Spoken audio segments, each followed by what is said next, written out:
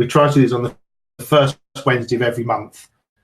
And the way we do it is we have one kind of guest speaker, roughly, one drop-in session where people just come along, talk about issues, catch up and say where they are on their research, and one sort of live reporting from an event or a conference that we happen to be at. So we try to sort of cycle around those. So this is our guest speaker one. And I'm delighted to say that our guest speaker is Janesh Sanzgiri, who was my PhD student, and also Rob Farrow. So where you see GoGN webinar host, that's Rob Farrow, also the GoGN team. And I should say that we're now recording. So we'll record this, and the recording this will go up on the YouTube page of GoGN. And you should know that recording also records the chat box. So anything you put in the chat box will be recorded as well. So back to Janesh. Me, Rob, and Liam Perriman were Janesh's supervisors, and it's really fascinating research. And I won't steal Janesh's thunder, so I'll let him talk about that. But I think you'll enjoy his findings. And I think also he plans to, if he has time, to talk about his general kind of PhD experience as well. So I think that might be useful to some of you as well. And I have to say, Janesh passed back in, was it July? End of July, that's right. You passed on officially the hottest day of the year in the UK. And then we were in the tiny room. That's right. Cramped and very hot. So you did very well to kind of survive those conditions. And I tell you about surviving those kind of things when you're doing your PhD. No. Okay, good. So I'm going to hand over to you, Janesh, and we're going to present mode. I'll mute myself. So Janesh will present.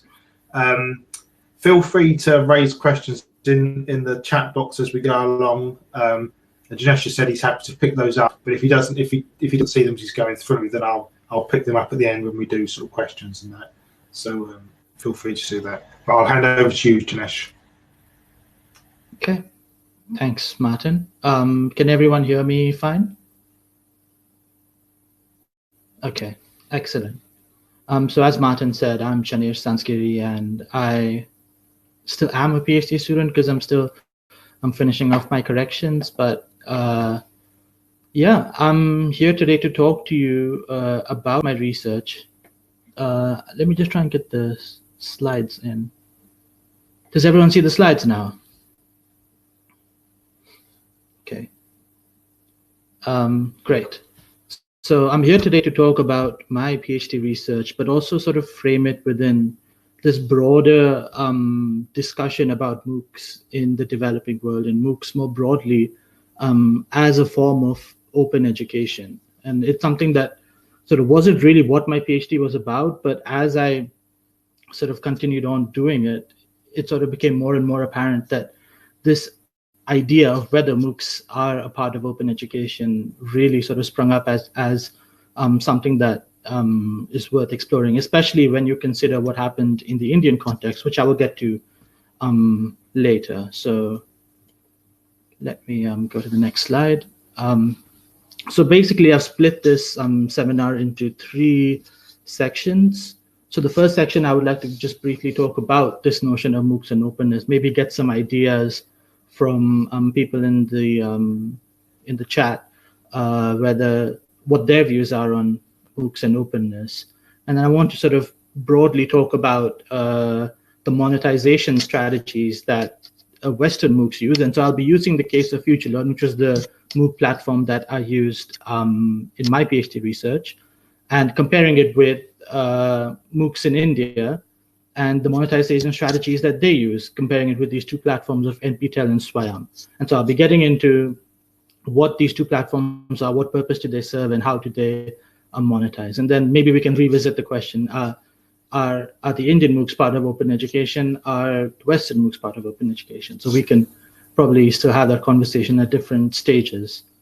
And then I'll continue on. The sort of body of this talk is about my PhD research. My research compared the experiences of learners, Indian learners, on the FutureLearn platform with the NPTEL platform in India.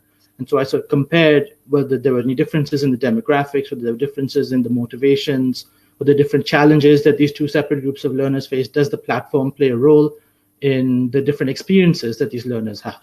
And so that's what really my research was about. And so I'll be spending sort of the bulk of the session sort of talking about the findings and briefly touching on a few of the findings of my research, because I can't obviously talk about all of it in this limited time. But and so then I will end this talk with briefly talking about my own PhD journey. I haven't had the most sort of linear PhD journey that that everyone thinks that they're going to have.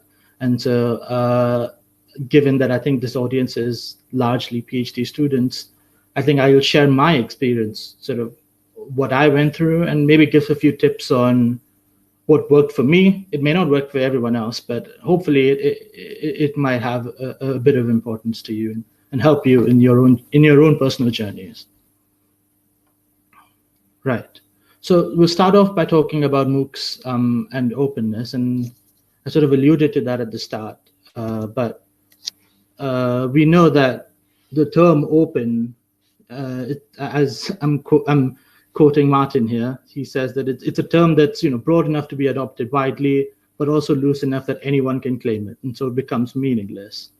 So this really resonated with me, because in many aspects of not just education, but more broadly, we're seeing the term open being used, quite a fair bit. And so it's obviously very prominent in MOOC. It's one of the O's, obviously. And so the question I really had that I want to sort of pose to you guys, maybe if anyone had a comment or a question at this point, do you think MOOCs are part of open education movement? And we can come back to it later. So if anyone has any thoughts on this, because if you were to look at some of the main open education conferences, and I've been to a couple, if you go to the OER conferences, or if you go to the OE Global conferences, there are dedicated sections on MOOCs. There's a lot of MOOC research that comes out in these conferences on open education. So the question is, well, is it really then part of open education? And I'll be talking about how the different MOOC platforms are monetizing. And so then maybe you can rethink whether they're part of open education. And then maybe we can look at what's going on in India, and then once again reevaluate whether they're part of open education. But Kathy is right. It is obviously, as most things are, they are complicated. There's no yes or no. But it's definitely something to think about.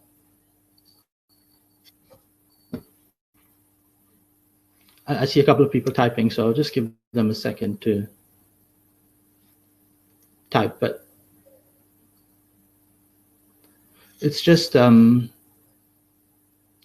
it was really fascinating, especially about the conference bit, because when I went to the OE Global conference, I was expecting a lot of talks to be about open education aspects of MOOCs, but I couldn't find any.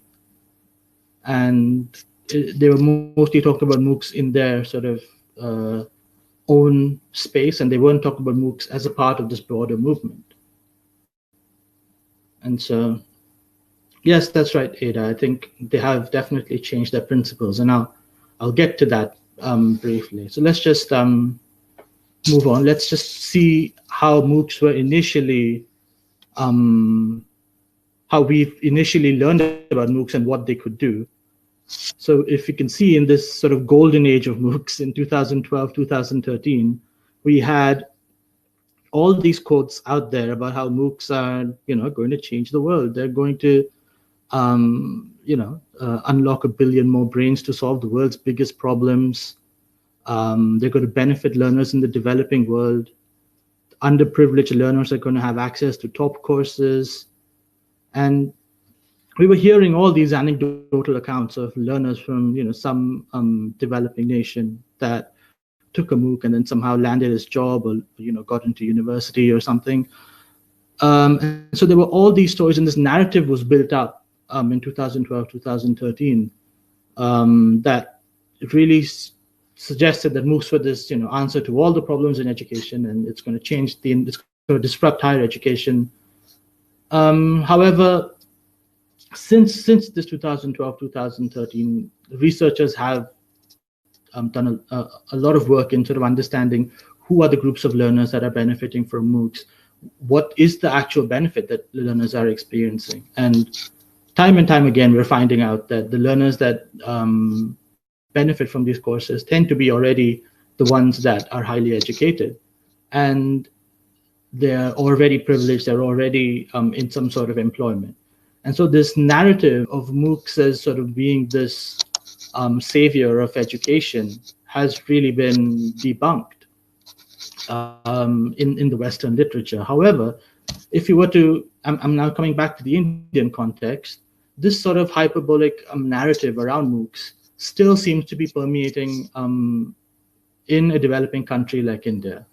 So here are just some quotes that I found from 2016, which is well beyond, so there's no legitimate sort of Western researcher or even media source is making the same claims that were made about MOOCs in 2012.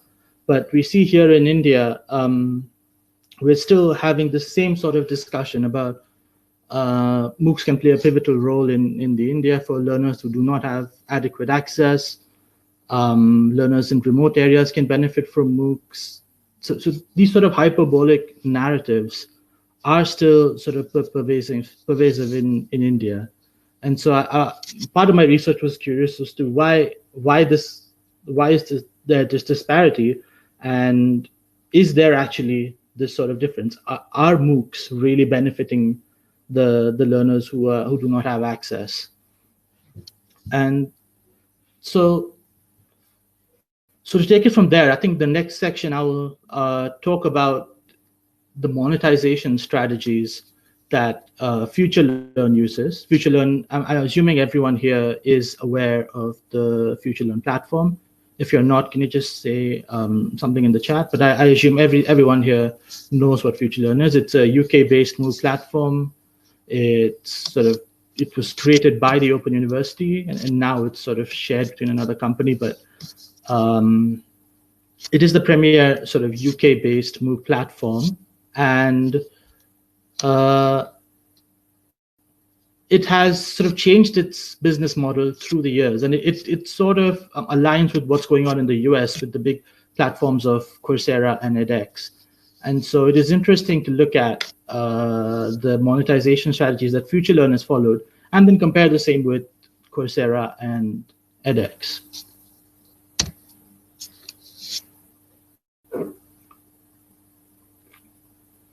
So there are three types of courses that FutureLearn offers, and this does match up closely with what's there on the other platforms as well. But the first one are the short courses. So these are free to access. So you can access this course for free. You can argue, is that open? Maybe in a certain way it is. Or you can upgrade to get a certificate for a moderate price, £50. Or recently, FutureLearn has started this unlimited subscription model. So it's like the Netflix model for MOOCs, where you sign up for £189 for a year, and you can do as many of these free courses as you wish. But the interesting thing to note is these are not really the main courses that I will come to in the next two sections.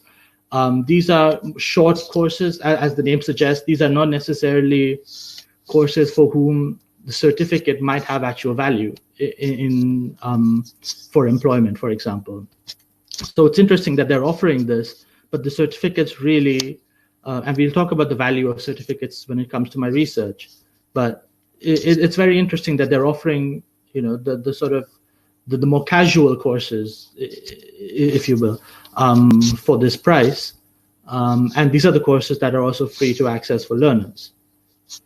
Coursera, interestingly, had a similar a package where you could take these MOOCs, unlimited number of MOOCs for a year, but they ran a pilot and then they canceled it after a few months because it wasn't working out.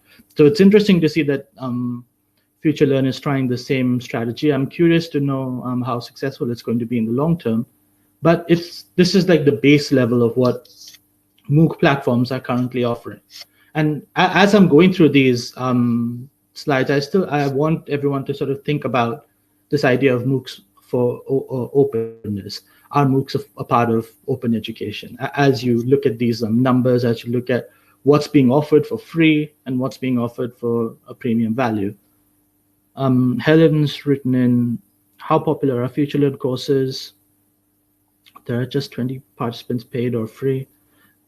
Yes, some MOOCs definitely have fairly low participation, especially many of these courses that are now only for premium students.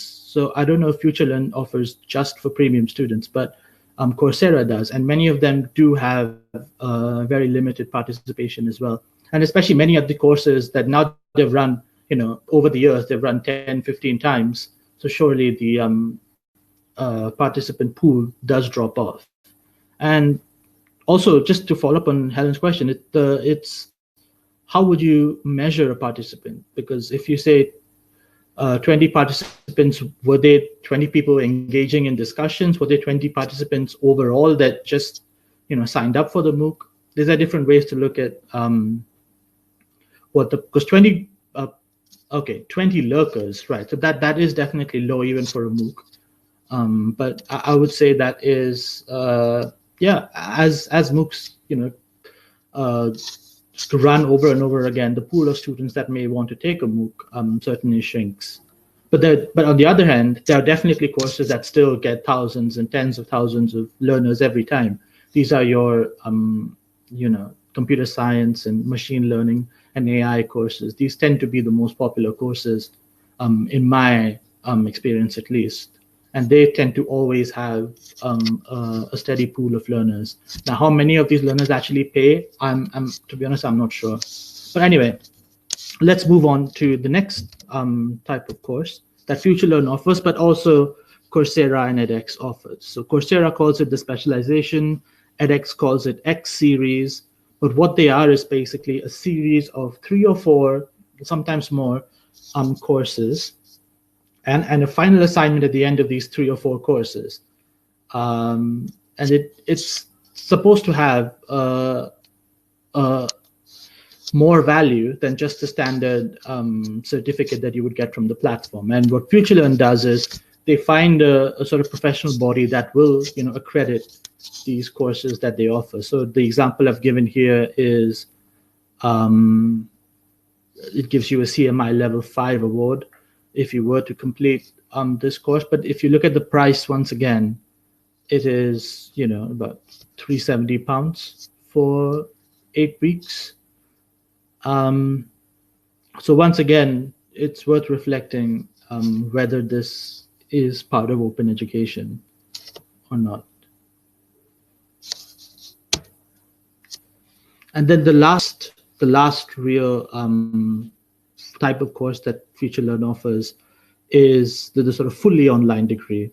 So this is an example of an MBA that's offered by FutureLearn, and the total tuition price is $16,700. Now this is, I forget which university offers this, but the degree that you get at the end is from the university, and I don't think there's any sign on the certificate that says you did this course on FutureLearn.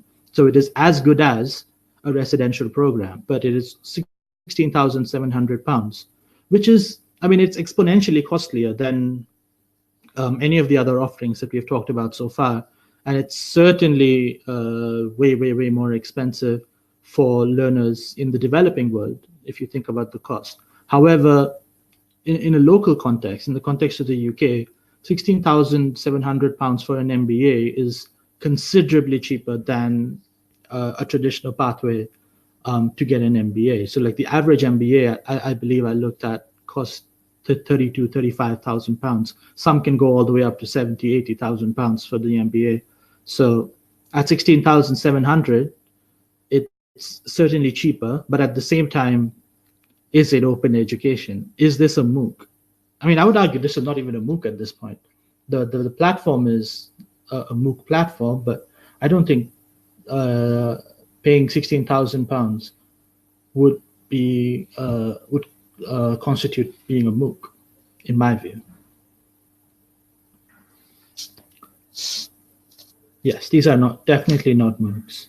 And they will definitely have way less number of people that enroll for them. Plus, there's the application process, so it's not even open entry. So you have to actually go through, much like a traditional university, you have to go through an admissions process.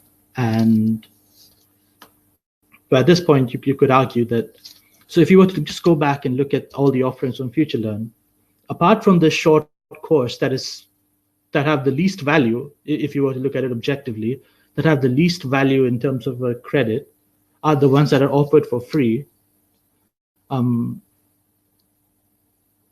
Exactly what Rob said. Is it open? Because this is FutureLearn's example, but if you were to look at what Coursera has done, and I haven't really got into detail of Coursera, but they started off completely open, free certificates, and as the years went on, they continued to cut down on what they offered for free, to the point that now you can only access, as in visually access, the materials. If you want to even do the assessment, you have to pay for it. If you want to view the end of the class assessment, you have to pay for that. So it's now open, as in you can look. That's it. But you can't touch. You can't change. You can't modify. You can't participate in it. You can just look and view it passively. So this is the state of MOOC monetization generally in the major Western platforms. There are differences, there are nuances, of course, but I did want to highlight specifically what FutureLearn was doing. I'm just reading through the chat now to see if I can answer some questions. Does FutureLearn refer to them as MOOCs? Actually, I don't know if any of the MOOC platforms refer to them as MOOCs. I mean, this goes to this whole argument about where the term MOOC originates from and who owns the right to the term MOOC, right? Because MOOCs certainly began in 2008 with the connectivist MOOCs. And then someone sort of said, oh, these courses from Coursera, they're like MOOCs. And then that term just stuck, and then we've been calling it MOOCs ever since. But when I talk about these MOOCs, again, they are being spoken about at all these open education conferences. So if you go to any of these conferences, you will have researchers that present about MOOCs on Coursera, on edX, within the frame of open education, even though these courses are anything but open. Okay, let's move on, because I think we're going a bit slow. So now I'll sort of talk about MOOCs in India, what's going on in India, and it's a very separate context to what's going on in the world. So the MOOCs in India, the first platform that my research looked at was NPTEL, which is the National Program for Technology Enhanced Learning. It is completely funded by the Indian government. So most MOOC platforms get either venture capitalist funding or private funding, or edX is a nonprofit, but they still have external funders. Whereas in India, the MOOC platform of NPTEL is funded by the government. So this has pros and cons as well, which I will get to. But the NPTEL platform in particular focuses mostly on university level STEM courses, so courses in engineering, technology, maths, and science. And they're developed largely, not exclusively, but for the most part by the Indian Institute of Technology, which is the IIT. These are the Indian equivalent to your MITs or your Oxfords or your Cambridge. So this is like the premier institution in the country is the one creating these courses. And what was really interesting, and this is something that happened through the course of my PhD, it's not something that I anticipated coming in, but the Indian government officially announced that 20% of all the coursework that any undergraduate or postgraduate student can do in India can take their credit through these MOOCs.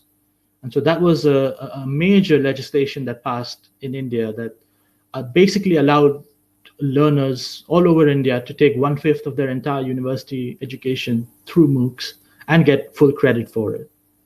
So that's just setting the scene for NPTEL. But as I said, it's funded by the Indian government. And so as you can imagine, the funding is very limited, and therefore the quality of the courses and the quality of the platform are quite poor, I think, by any objective standard.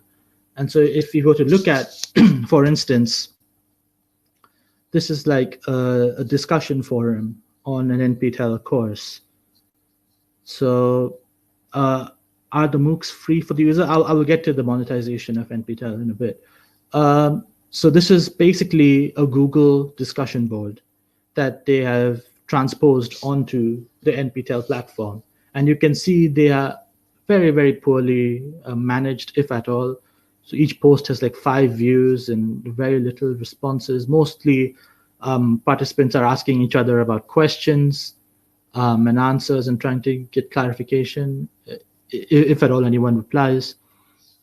So it's very bare bones. They don't have the budget that FutureLearn does to sort of develop their own platform, to the costs involved in maintaining a major platform. So they have to go for the absolute bare bones, what can be just copy pasted from Google, and that's essentially it.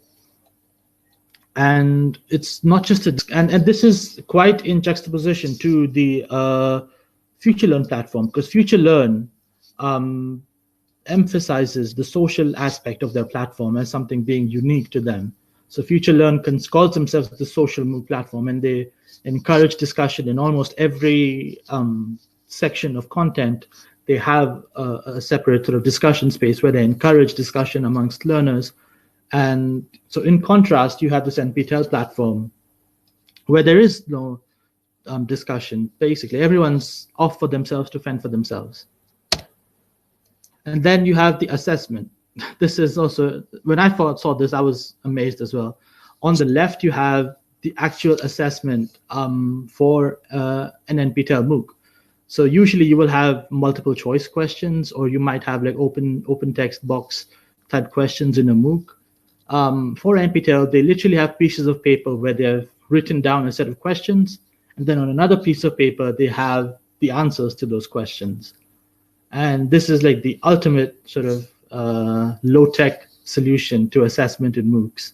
So there's no feedback to the instructor. The instructor doesn't know what the learner is, how he's progressing through the assignments, and the learner has no sort of way to sort of get clarification about any of these answers. They just have to read this document and sort of figure. This is not, again, I must say, this is maybe not representative of all courses, but quite a few courses have this sort of format, because these are largely courses that used to be OERs that were published in the vein of MIT OpenCourseWare that have been converted into MOOCs. So when they were converted into MOOCs, they were essentially just copy-pasted from their existing format as hour-long lectures, as is in MIT OpenCourseWare, and transpose that into a MOOC format. So you end up with situations like this. But the other sort of unique thing about NPTEL is you have, at the end of your course, if you want a certificate, you have to show up to one of these venues. You have to, they have these sort of exam centers all over the country in India. And if you want a certificate, you have to come here for a proctored exam and sit for 3 hours and, do the test. So this is another unique thing to the Indian context and to NPTEL. So NPTEL says that they're doing this to sort of ensure that there's no cheating going on, and there's some sort of validity, and there's some sort of check on the value that a certificate perhaps. So there is obviously there's a notion that online learning is not really as on par with a physical classroom. And so to alleviate these claims, they try to have these proctored exams instead of just online exams, as many other MOOC platforms do. So, okay, let's move on. So this is coming to the question on monetization. So NPTEL, again, government-owned. It is an OER, first of all courses on NPTEL are OERs. So they're on a Creative Commons license, and you're free to use them and reuse them and do whatever you want with them. The cost for developing and running a MOOC is around £6,500 on average. This is in comparison to, I believe the figure was anywhere between £30,000 to £500,000 for a Western MOOC. So considerably cheaper to run. And the certificate cost, so if you want to appear at the exam at the end of the course, so it's all free to access. But if you want to appear at the end for the exam, you have to pay 1,000 rupees, which is about £11. But if you are from some of the disadvantaged communities that are still present in India, or if you have a disability of some sort, then you do get a discount of 500 rupees. And I forgot to mention here, but they also have a further incentive that if you were to do this exam and if you were to pass, you get half your money back. So they're incentivizing the students to complete the courses and to succeed, and they're almost making a loss on this enterprise, because all the money that first of all, it's publicly funded, so there's no profit motive. But most of the money that is brought in from the certificate cost is used in running the exam. So that's how they essentially make their money back. So yeah, so these are the two sort of models of MOOC monetization. And I should also sort of make a mention of the SWAYAM platform. So NPTEL was focused on STEM. So the Indian government said, all right, we need to focus on other areas of education as well. So they introduced the SWAYAM platform, of which NPTEL is just one branch. And now SWAYAM encapsulates all public universities across India in a variety of disciplines. They use their own indigenous LMS, so they've created their own. So they aren't using sort of OpenEdX or Moodle or any of the other existing LMSs. And they run all the way from high school level courses all the way to postgrad.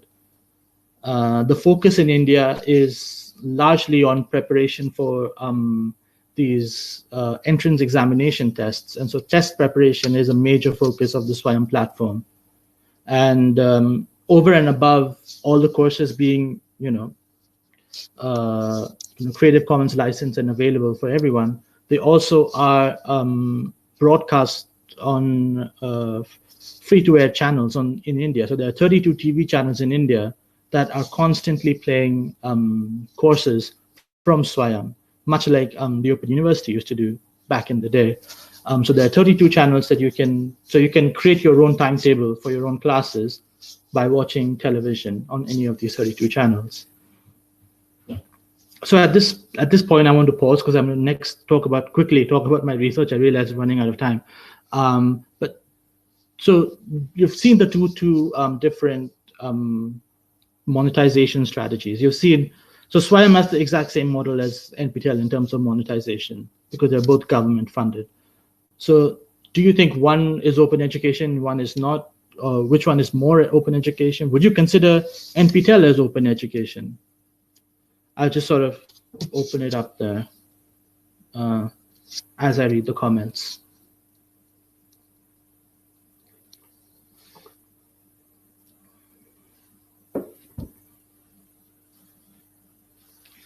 Can open refer to reduced barriers?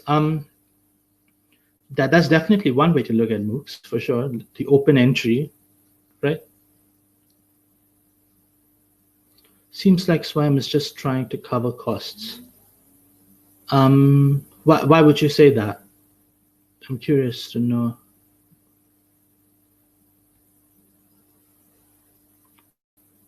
I'll move on anyway, so there's not much dead air, but I'll come back to what you're talking about as well. So I'll quickly go through the findings from my PhD study. So I did a two-phase study, mixed methods. So we had a survey out first, which contacted learners from NPTEL as well as Indian learners on FutureLearn. And then I followed it up with 30 interviews with learners on the two platforms. So quickly going by the demographics, there was a major difference in the gender balance between the two platforms. So the NPTEL platform, as you can see, overwhelmingly represented by males, whereas FutureLearn had a relatively even balance because in India tends to be male dominated when it comes to MOOCs. So for FutureLearn to have a relatively even split in gender was fairly impressive. Yes, that's right. Sorry, Taskin, I sort of misunderstood what you meant. And yes, exactly. They're for STEM courses. And so because they're for STEM courses, it sort of explains this gender split for sure.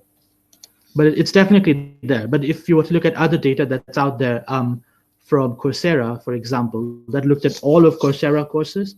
So Indian learners were 75% male and 25% female on Coursera. So this FutureLearn figure is still promising, and FutureLearn overall actually has a larger female representation rather than male. So it's definitely impressive. But yes, in terms of NPTEL, there's a lot to do, and that's just fundamentally one of the issues with STEM studies in general, really.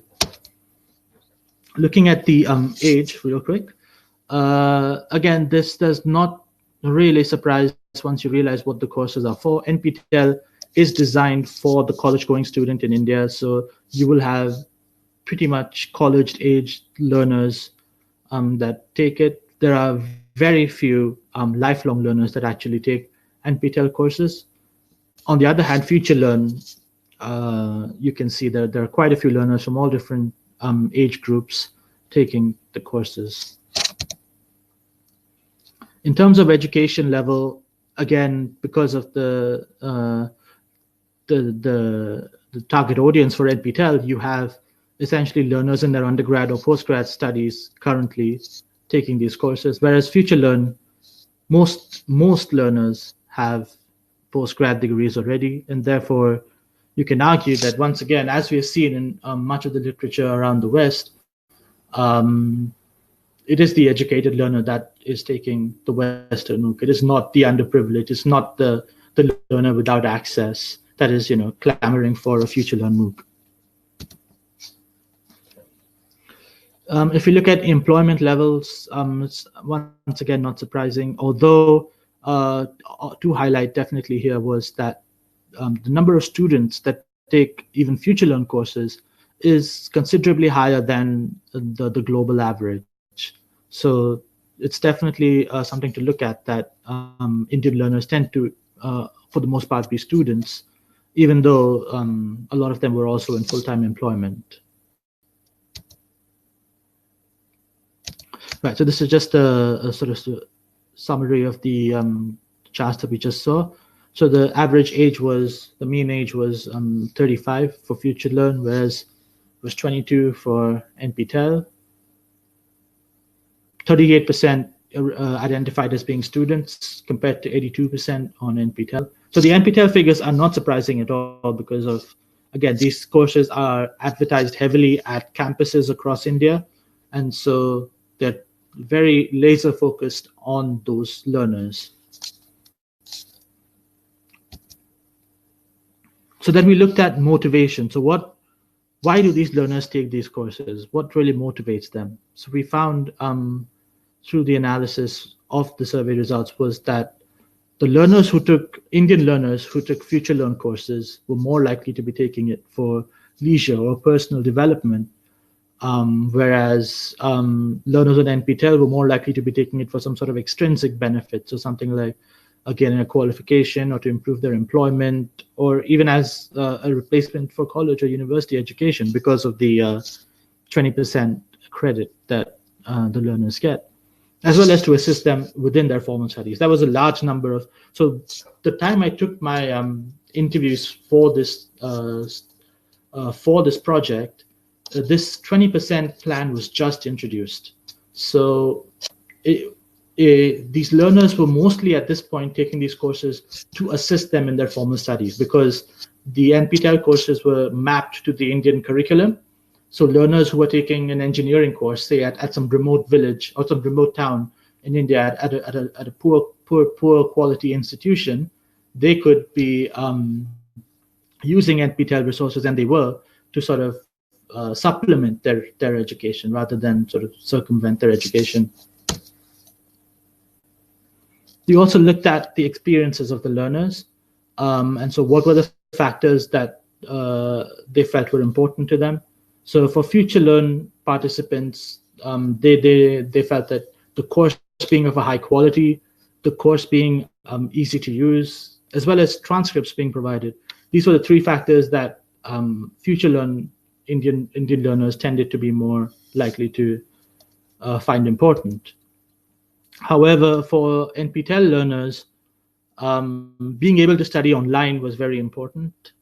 I think amongst all of this, really what sort of struck up as being important for me was the receiving certification, or to slow down, or to download course content. So I will get to that in a bit. But these were the factors that NPTEL learners tended to prefer more so than the learners on FutureLearn.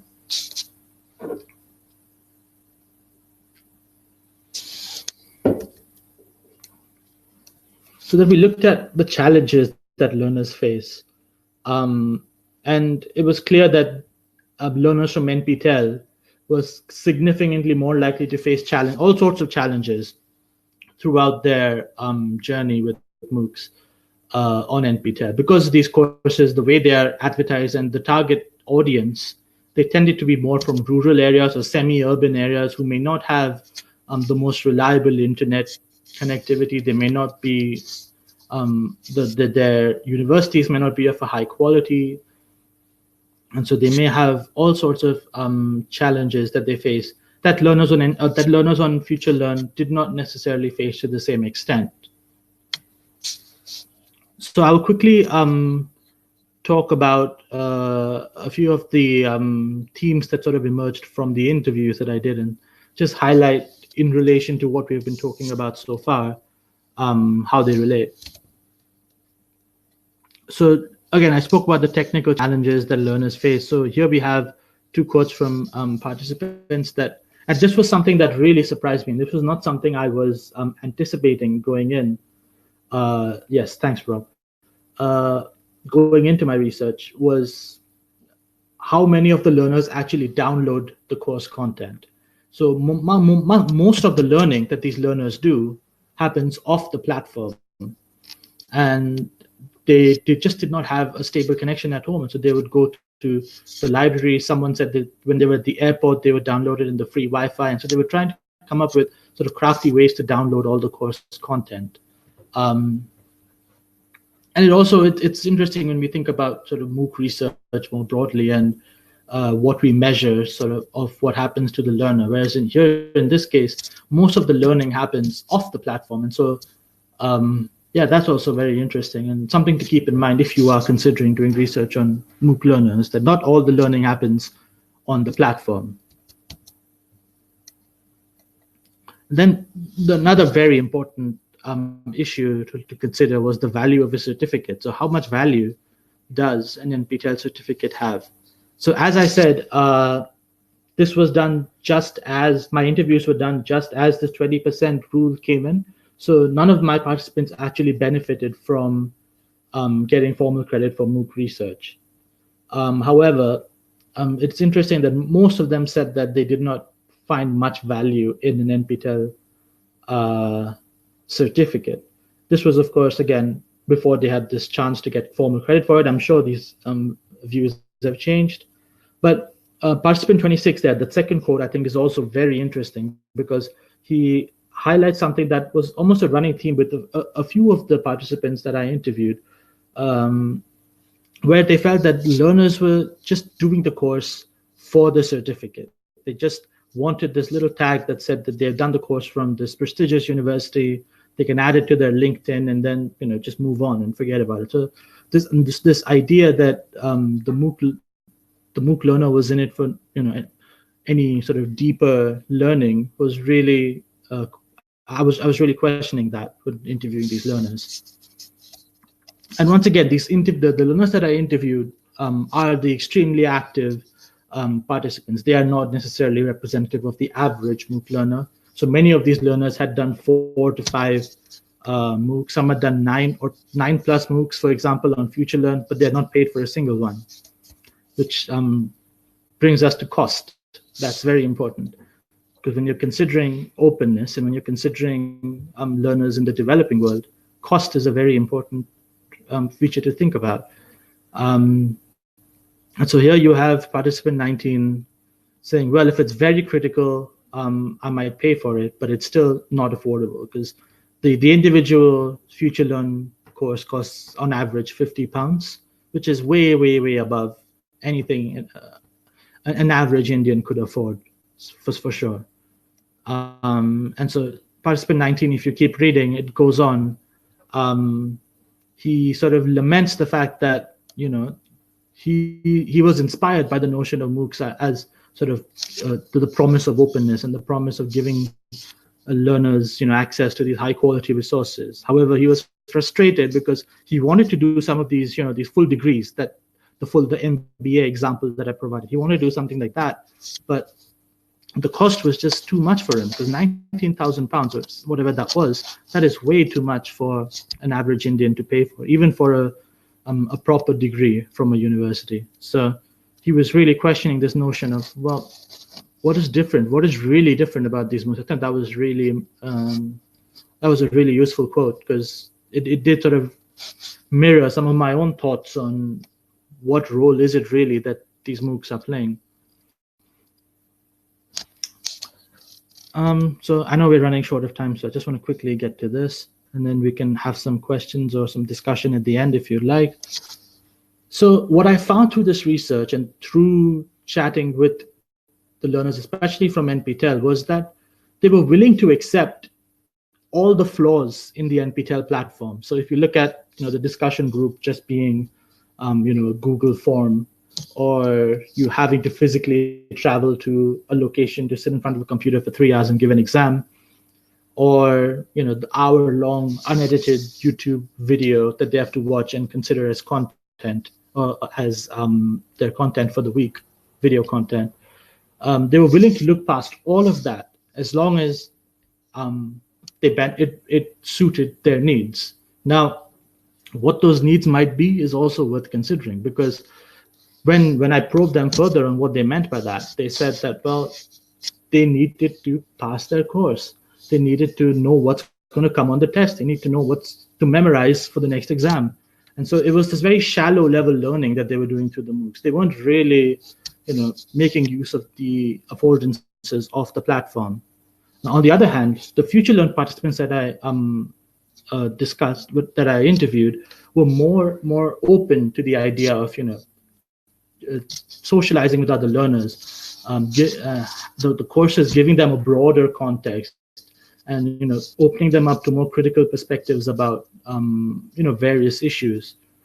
And so there was this real divide between the two groups of learners in that respect. Interestingly, the NPTEL learners, the platform was not really conducive to social interaction, but a couple of them that I interviewed actually said that they would not want to interact with other learners. They felt that, for example, answering another learner's query might give him or her an advantage over them. And so there was this sort of a competitive element to the learners themselves. And this may again be representative of STEM education in general, especially in India. But there was this competitiveness between the learners and not wanting to have to help others. Whereas if you look at courses like on FutureLearn or just the Western education system more broadly, it's all built around collaboration and learning together, not trying to one-up the other learner. So that was another very interesting finding. I can't get into much detail, but I'm happy to talk about any of these at length later if anyone is interested. All right, thanks, Kathy. Lastly, I think as the demographics have shown and as we discussed, the learners who were sort of most likely to benefit from MOOCs, so they were also more likely to face the accessibility and connectivity challenges. Whereas, the sort of the well-off urban learner, lifelong learner, was more likely to take a FutureLearn course and benefit from them. And so therefore, it really raises questions about this whole narrative of MOOCs as a form of open education. And so that pretty much ends where I'm going to talk about my research. And I do have a couple of slides about my PhD journey, which I'm happy to get into. But if someone has any questions or discussion at this point, we can talk about that before we just quickly wrap up with my own personal journey and some potential tips on how to make it through your PhD if you're having problems. Hopefully you're not. Hopefully you're all star students.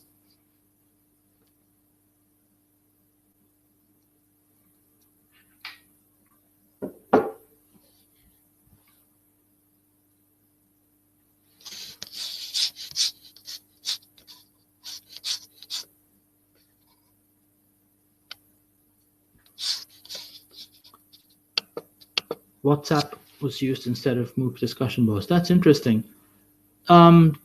Yes, there is definitely the usage of WhatsApp amongst Indian learners as well. So I don't know what the case is right now, but a few years ago when I was recruiting participants for my study, and I went to like a Coursera or edX forum, there was always a thread about learners from India come here. And then when they go in there, it's just a bunch of people posting their phone numbers, like their actual phone numbers, saying, add me to the WhatsApp group. And I always felt that was like a pretty reckless of them to just like share their personal phone numbers like on a public platform like that. But yes, it seems like WhatsApp is a forum that learners use. However, there's also some research out there, I vaguely remember right now, that questions how valuable the discussions that actually take place in these forums are, if they're just merely chatter or if there's actual learning that goes on in them. So yes, that's also something to consider. So, okay, PhD advice. Let's quickly end up. So I had a few challenges during my PhD, as everyone here probably does as well. So first, with MOOC research was getting access to participants. I had a major challenge there. It probably held up my work for a good 6 months when I didn't know where I was going to get my research from, where my participants from, where I was going to collect the data from, especially with something like MOOCs. Everyone is not really open to sharing their data on their learners, and getting access to participants was fairly challenging. And so having those contacts there, and I must thank Martin here while he's here, his help there did help in eventually getting me access to participants. The other challenge that I faced really, especially in the area where I am in IET in the Open University, was comparisons with other PhDs. So we have a fairly large group of PhD learners, as Helen is one of them. So she would know that. And so we have a large, diverse group of learners, all at different stages, all with their own unique, challenges, issues, problems. But there's definitely a desire to compare yourself and your own experience with others. And so I had a major issue sort of comparing myself to the more successful PhD students. And that really did not help, especially me personally, because it made me really insecure. And I have this massive, as most of you do, we have a massive imposter syndrome. And so seeing other people having their success, and then it was tough. But yeah, you have to resist those comparisons. And so there were personally difficult periods as well. I don't want to really get into it because we don't have time, but yeah, maintaining motivation, maintaining that high amount of motivation is really important. Exactly, as Helen said, not all PhDs are made equal, and as well, and we just see the outer layer of every PhD. We don't know what internal struggles everyone's going through. So it's not fair to compare everyone else. But these are tips, finally, last slide. These are tips that helped me survive my PhD. So the first point, and these may apply to you, this may not apply to you. These are maybe generic, I don't know, but these certainly seem to help me. So first is to figure out how and when you learn the best, and to play off those trends. So if you know that you don't work well at this time of day, or you can't work from, so I couldn't work from my from office. So we have a dedicated sort of workspace in the Open University, and I couldn't work from there. Like I could do low-level stuff, but I couldn't really focus in that space. So knowing what works, where your workspace can be, and how you can work off it, I think that was really useful in my own benefit. Being social, again, that's a no-brainer. We are fortunate here to have a large group of PhD students. So there's always finding another sympathetic PhD student is very important. So finding someone who you can just call up in the middle of the night, rant to, and because they have their own problems, they will tell you with, and having that sort of relationship, and it's a sympathetic relationship. So there's no competition there. There's no rivalry or anything. It's just finding that person that you can rely on, and it has to be a PhD student, because only they know what we go through. Non-PhD students don't know what it's like. So yeah, finding someone to work off, I think, is really useful. And finally, in terms of what helped me in passing my Viva, was write for the examiners. So just how did we figure out who my examiner was? Well, that goes through with your supervisor. So either you suggest or your supervisor suggests, and then they have to reach out and find out who's available. And so once you have your examiners, know what their areas of interest are, know what they're potentially going to ask you with. So for example, I had one of my examiners, my external, was a fairly quantitative person, and I'm quite poor in my quantitative section of my research was quite poor, and my methodology was quite poor. So we worked extra hard, as Martin, I'm sure, will tell you.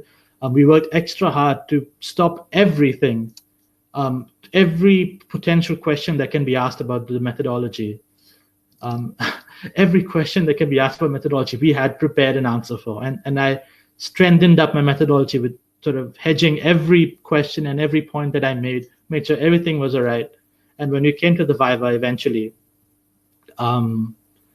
he just went, all right, your methodology is fine. We don't need to talk about it. Let's talk about something else. And so that was a major shock, because I had prepared the most for my methodology.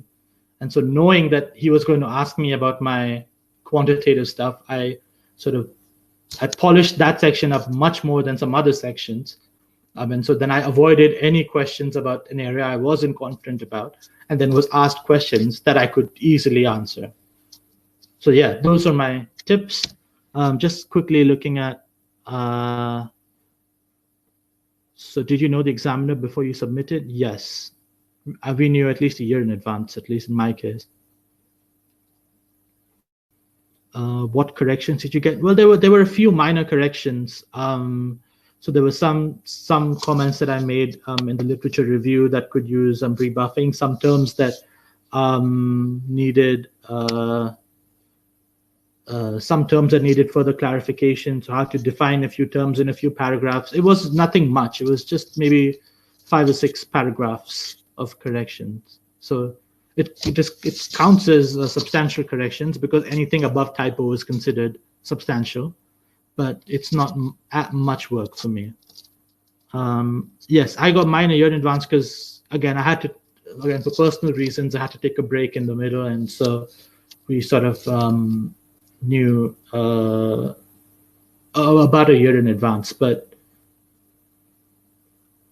that's right. But you would usually know at least, I would say, at least 3 to 4 months before you submit, because you're at least in the OU. This is the OU stipulation, so it may not apply to everyone else here, but you have to inform the school 3 months before you submit, and at that point you need to know who your examiners are at least. So you will have 3 months at the end. And so I'm not saying write your PhD with your examiner in mind, but in the last month or so, be sure to tweak it to suit their areas of expertise. That's all. But yeah, that's about it. I hope this was useful. And Martin, I'll leave it to you now.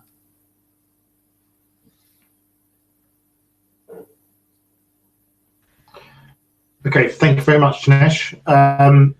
So we are out on time. So I don't know if people have to go if they have any questions for Janesh, if he wants to hang around. So that was very useful, and I think the end, but also very useful, people.